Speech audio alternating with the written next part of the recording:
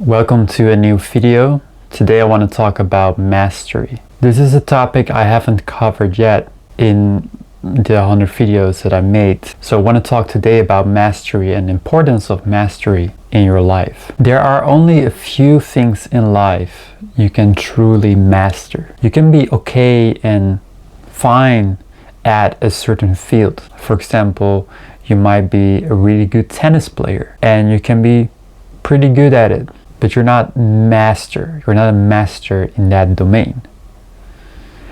And the importance of mastery is that we have to at some point make a choice what we want to master, what we want to put our time, our focus, our energy to.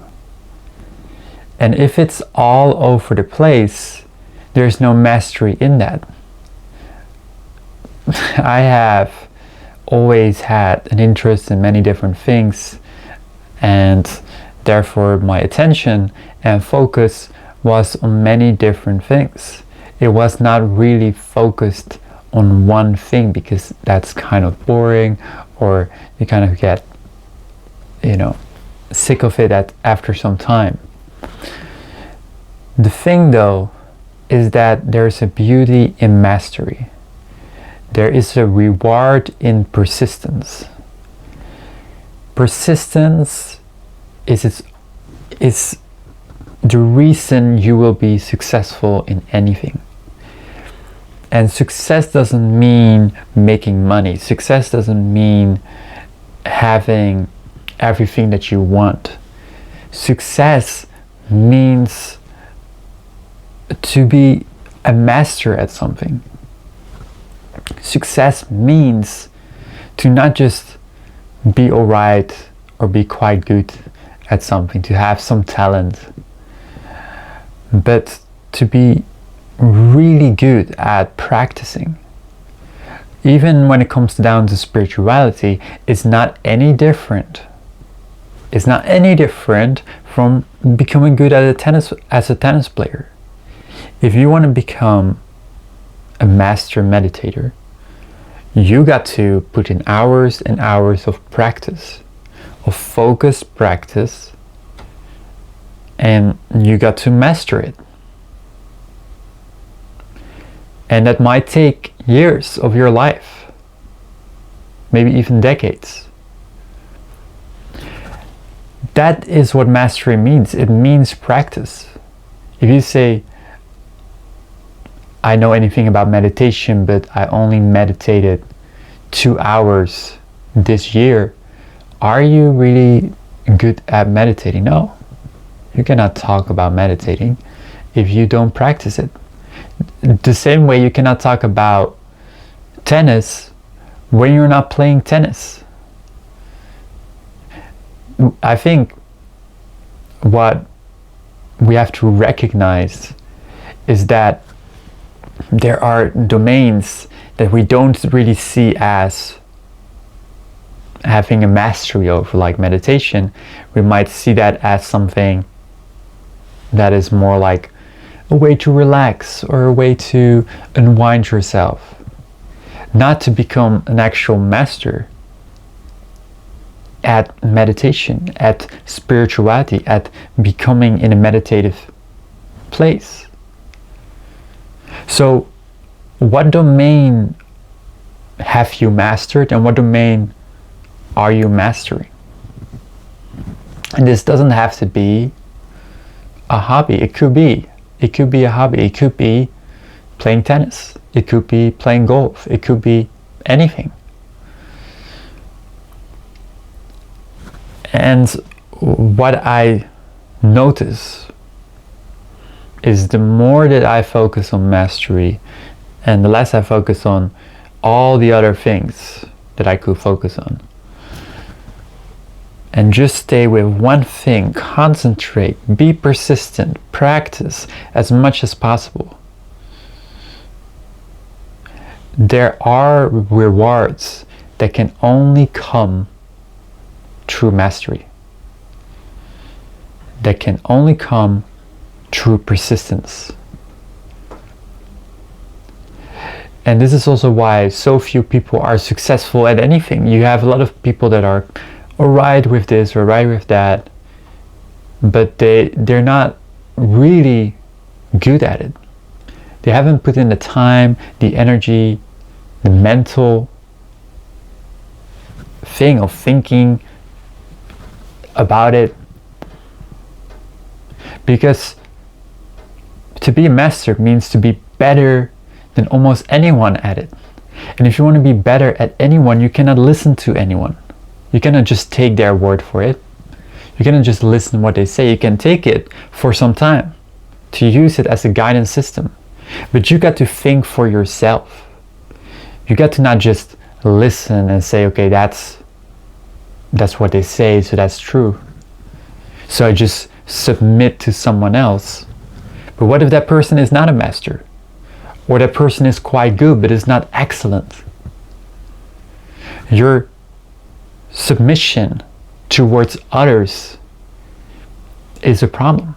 Because if you want to master something, you have to be always thinking that they could be wrong, and that you could be wrong, and that everyone could be wrong. This is how things get invented. Things get invented by realizing that you might be wrong and that other people might be wrong. Nothing new comes unless we can see that the old way doesn't have to be the way it has to be done. And true mastery, you will probably become one of one. You probably will become someone that not many people can talk about. They cannot copy you. You see, it's easy to copy amateurs because they just follow what someone else says. But the master has thought about every single thing about this little domain, has spent hours and hours and hours trying to perfect something, trying to make it perfect. Look at Michael Jackson. No one can be like Michael Jackson. Why not? Because he has mastered this domain from a young child to 50 years old. He has done nothing else than spending time on his moves, on his dancing, on his music, on his singing. He is a master, or he was a master at what he did. And no one can compare, because no one has spent that time practicing and perfecting and thinking about how to make it better, how to present it better, how to make the music video better, how to make the music sound better, how to hook people, or how to make them feel this emotion that I want to portray. All of these things don't come by just a spontaneous happening. This whole idea of authenticity and spontaneity is great, but it's still an amateur way of operating. It's spontaneous, it's nice, it's great, it's good for socializing. But when it comes down to mastering something, we cannot rely on the spontaneous things. We have to come to a place where we're actually deeply, almost philosophically and psychology, thinking about things and working on our craft more than we do anything else, to the point where there's no one else like you. That's the goal. The goal is to no longer be an amateur at what you do. The goal is to become not even advanced, but to be one of one, someone that no one can copy. There's only one Michael Jackson. There's many people that copycat Michael Jackson, but there's only one Michael Jackson. No one has that much mastery over their dance moves, over their singing, over the music videos. Nothing compares to that.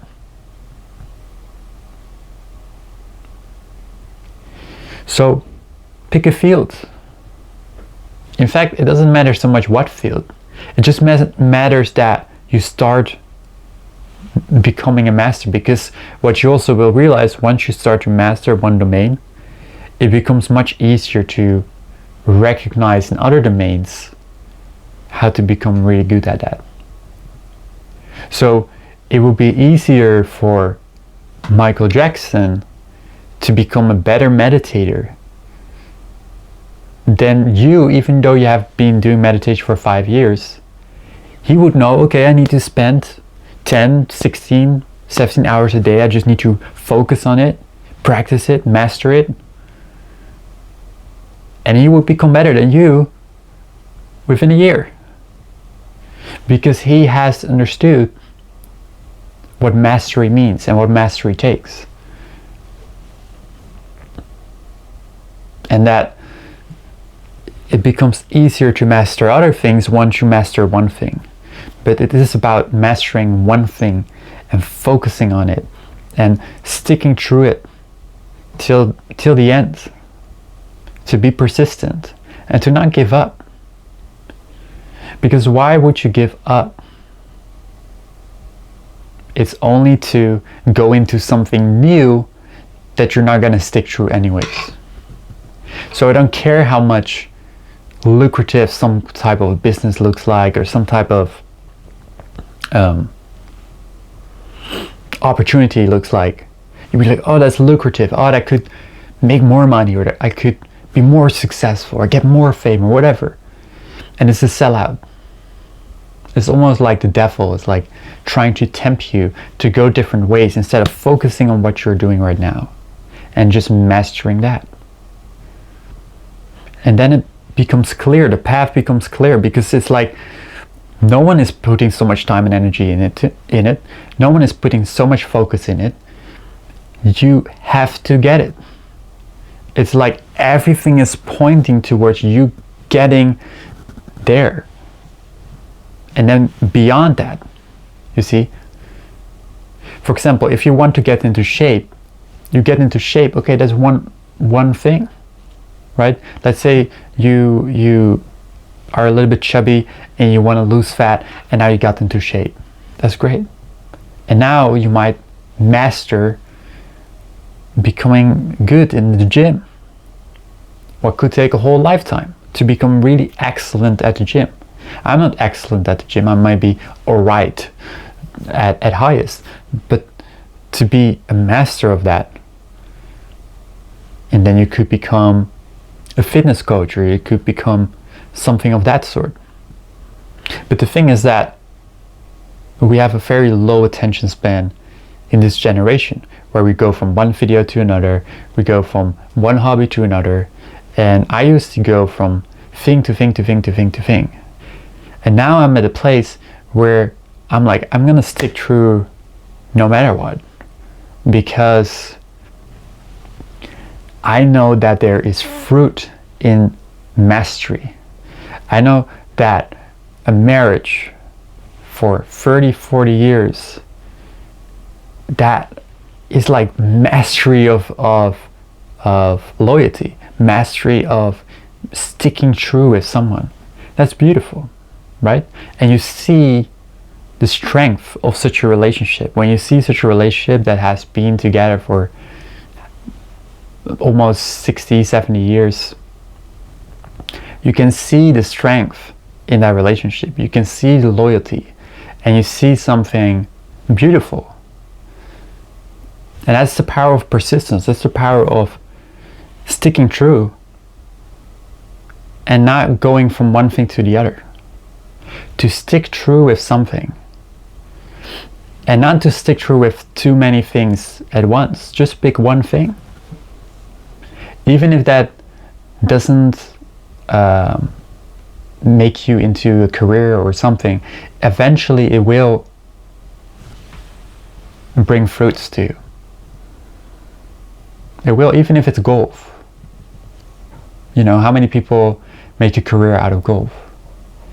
But sticking true golf and practicing it every single day, just the fact that you are focused And just the fact that you're mastering something, that alone will help you in your life so much. Because let's say now you want to do something else,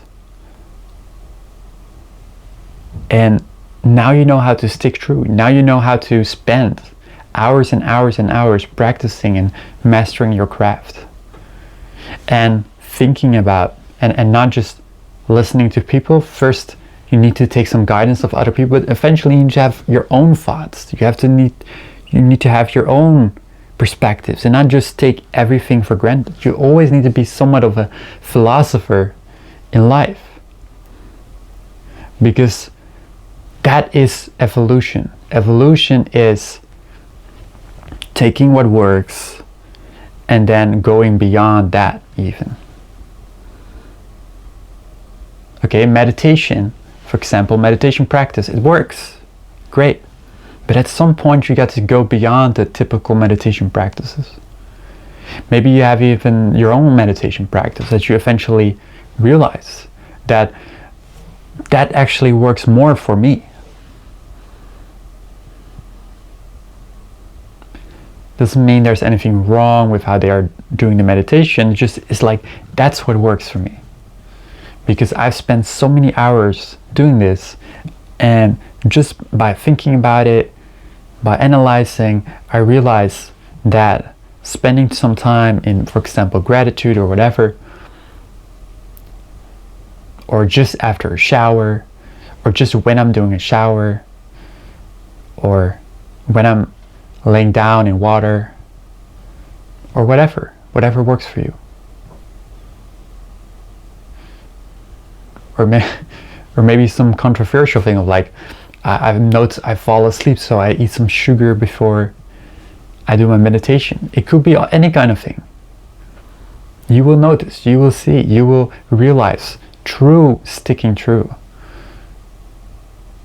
And you will become truly remarkable. And I think that is what we're all aiming for, is to become excellent and remarkable at something. And there's nothing stupid to become remarkable at. If you are really good at, let's say the most stupid thing, let's say you're really good at being a cashier, right?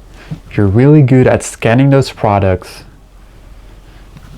I mean, if you become a master at it, like you're really fast at it, or you're really like, you know how to precisely scan it as fast as possible. It sounds really stupid. It is really stupid. But if you just master that, that would be value on its own. Because the skill of sticking true and being persistent and mastering something is transferable to any other area. And now that doesn't mean that after a year you're like, okay, I'm gonna switch and master something else, so that you go from this, from that to that to that to that. No, stick true it, especially in the hard times, especially when you want to quit, because in those moments the breakthrough is very close. At the moments where you feel like I want to quit, I want to stop, I don't want to do this, that's always where I find my breakthroughs. It's never in the good days. It's never when everything is going well and I'm happy that there's a breakthrough. It's always in the low moments when things are not going great, when there's failure, that there's a breakthrough. There's a new understanding, a new insight, and you got to be open to receive that insight. And that will make you excellent. Because how many people quit anything, you know?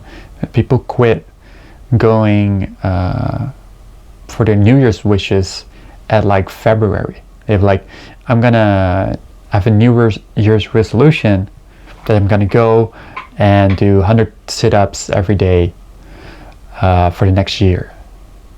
And then it's February. And you're like, okay, fuck this. That's not what you want to do. You see, you want to stick true forever. Like, what if you just made a promise to yourself to just pick something and stick to it forever? Now you start to realize what mastery takes. Now you start to feel the fear maybe of like the commitment, you know? I need to commit to this. The same thing with marriage, right? People get scared of that commitment. People get scared to commit to something for such a long time, or to buy a house because now you have a mortgage, you got to pay for it, and it's a commitment.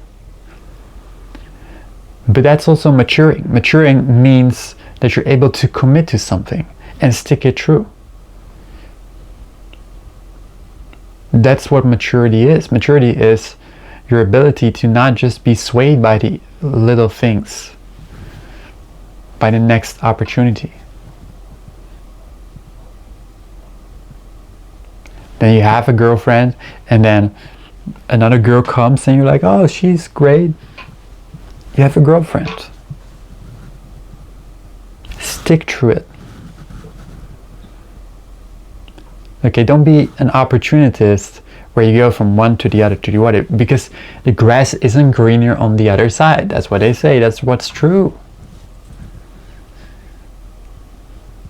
Doesn't mean you never have to break up. Like if you're in a toxic relationship or whatever, surely you have to have some standards, but there's also something about sticking true.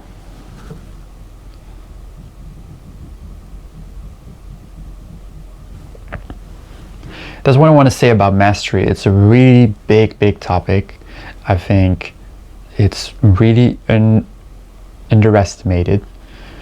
People focus too much on the next hype, on the next thing, on the next, what's the next? Is it Bitcoin? Is it Ethereum? Is it Dogecoin? You know, what are you going to invest in? S&P 500. Focus on the next e-commerce AI course. You know, it's not going to be better. I'm telling you. I'm not saying you cannot make money doing that, but it takes mastery, it takes persistence, it takes forever maybe to make money with it. Maybe it takes 5 years, but you're not going to stick through 5 years because you are the one that goes from one thing to the other to the other. You're not a master, you're an amateur. If you want to be a master, you got to not be swayed by all the things. And that's also kind of what the devil represents, right? It's like the devil represents temptation. What it's like, oh, you have here's something great, and you have here's something great, and you have here's something great. But at the end, you don't have anything because you never become a master at anything. And it takes mastery level to beat any competition in anything. And forget about beating competition, to become the best version of yourself as well. It's not just a competition, it's about becoming the best version of you.